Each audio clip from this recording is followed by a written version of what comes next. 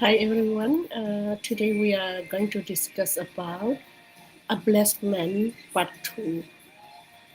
So we can see that blessed is the man who is poor in spirit, for he will inherit the kingdom of heaven. So what does it mean? The kingdom of heaven, sometimes we can see the kingdom of God. So both are the same. So when we see the kingdom of God, that means whenever it addressed to the Gentile, then we can see that the kingdom of God and then the kingdom of heaven. So if the crowd is Jewish, so they would say the kingdom of heaven. So both are same. So now, those who are poor in spirit, that means poor in spirit meaning I checked from the Google. Okay, so it's being humble and recognizing one's spiritual dependence on God rather than being self sufficient and proud. So we always need to depend on God's strength. We can never be proud of our sufficient strength. So when we see, in another sense, being poor in spirit meaning humility. So humility is characterized by humble spirit, realization of one's own sinfulness, and a lack of self-satisfaction or pride.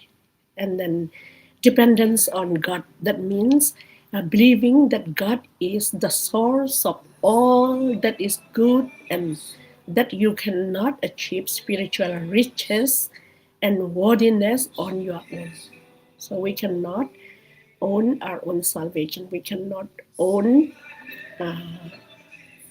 whatever riches. Okay, so whatever spiritual richness comes from God alone.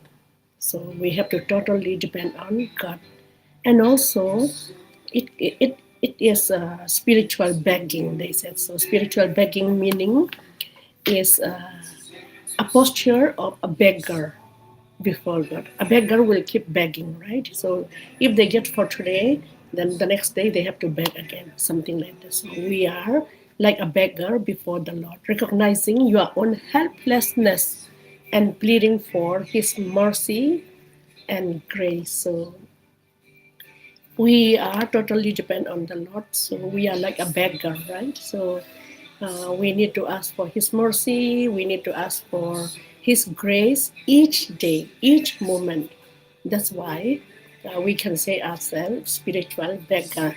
And then if we see detachment from worldly honors, it can also mean being detached from worldly status and glory and not seeing honor from others. So sometimes we want to please people more than God. So that is also wrong.